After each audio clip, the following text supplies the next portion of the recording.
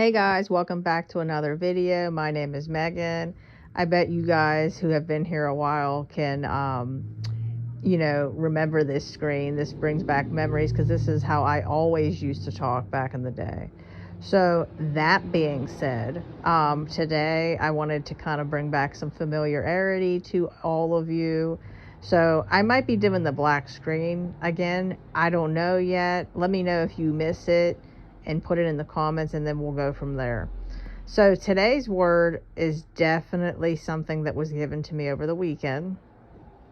And I wanted to put this out here because a lot of you guys are probably struggling at the moment with some of the ways that your spouses, future kingdom spouses, have been acting.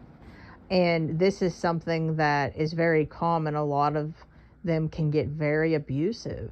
They can get abusive emotionally, physically, mentally, to where like it's very toxic, which we know, like the Bible says, a double-minded man is unstable in all their ways. But this can bring a lot of torment, mental torment to you.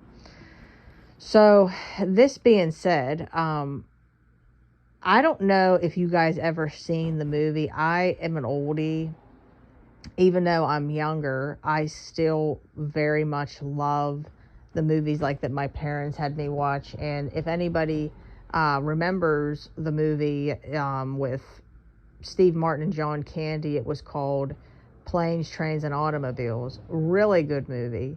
And basically the movie is on Amazon Prime if you'd like to watch it. It's like so funny, and it's just such a heartfelt movie, the end of it. And if you know, you know. So this being said, the movie, I was watching it over the weekend. Again, I've seen it so many times, but it reminds me so much of my dad because we watched it so many times together with my mom and my siblings. And it's just like very close to my heart. That, Uncle Buck, you know. So that being said, in the movie, if you know, you know, but basically, if you have never watched it, they showed two men who basically cross paths, and Steve Martin is a very miserable man who has a lot of narcissistic ways, to be honest. He basically was very mean. He had no reason to be. He had a beautiful family, a beautiful house. He had beautiful children.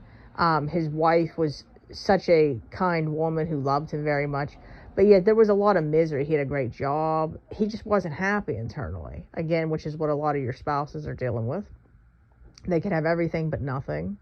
And that's why none of this stuff you're seeing, money and stuff, is going to give them any satisfaction. It's all temporary.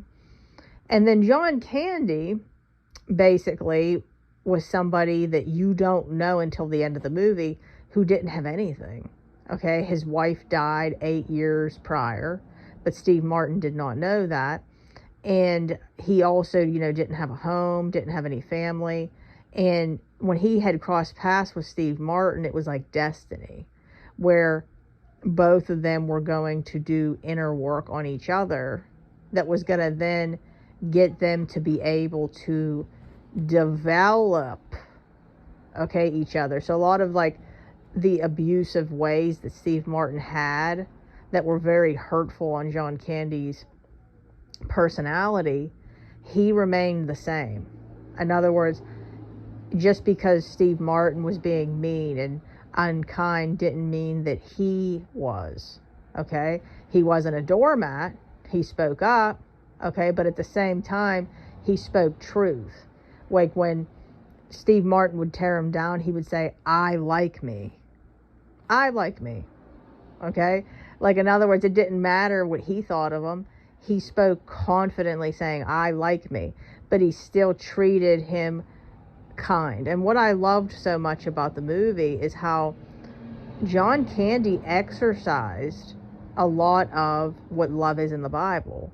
Like, for everything being said, he didn't keep any record of wrongs. It didn't matter what what Steve Martin said that was so terrible to him. He didn't keep the record of wrongs. In other words, it hurt him, but he basically spoke out like, you think you're going to hurt me? I like me. And we know that it hurt him. There were scenes that it showed it hurt him, but at the same time, he kept moving forward. He kept no record of wrongs. Well, by the end of the movie, guys, the way his personality was, it created in Steve Martin characteristics, and it, like, in other words, his persona, John Candy's persona, rubbed off on Steve Martin. So by the end of the movie, Steve Martin was a whole new man. There was even development in John Candy, and you're thinking, how could there have been development in him? Well, Steve Martin did have structure.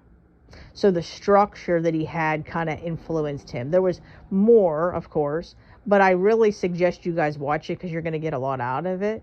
But basically, in short, we underestimate what God can do through vessels, okay? And they ended up becoming like really good friends, and he brought him back and met his family for Thanksgiving. It was beautiful. It's a really beautiful movie.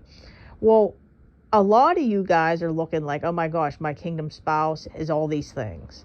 My husband or my wife is all these things. Okay, and maybe they're involved in very non-Christian things right now. But what you have to understand is God's not looking at any of that. God's looking at where they're going to end up. God's looking at what you can have done through them and in them, and what could be done in you of development of all kinds. He will use whatever vessel he wants and sees fit. Just like, for instance, with Elijah, he fed him with a dirty sparrow. Not a dove, a dirty sparrow. So this is where I want you guys to be open-minded on what can be done in the darkness. So if you haven't watched that movie, Planes, Trains, and Automobiles is the name. Beautiful movie. I'm telling you, can't recommend it enough. So funny too. And when you watch it, come back to this video and put it in the comments, guys. Anyways, if you would like to work with me, guys, I would love to help you. Reach out through email, redeemingthebroken@gmail.com. I repeat, redeemingthebroken@gmail.com. Like, share, comment, subscribe, and I will see you guys in my next video. Oh, also, come on over to our Facebook groups, Redeeming the Broken and Dead Marriages Redeemed. All right, guys, I will see you next time. Bye.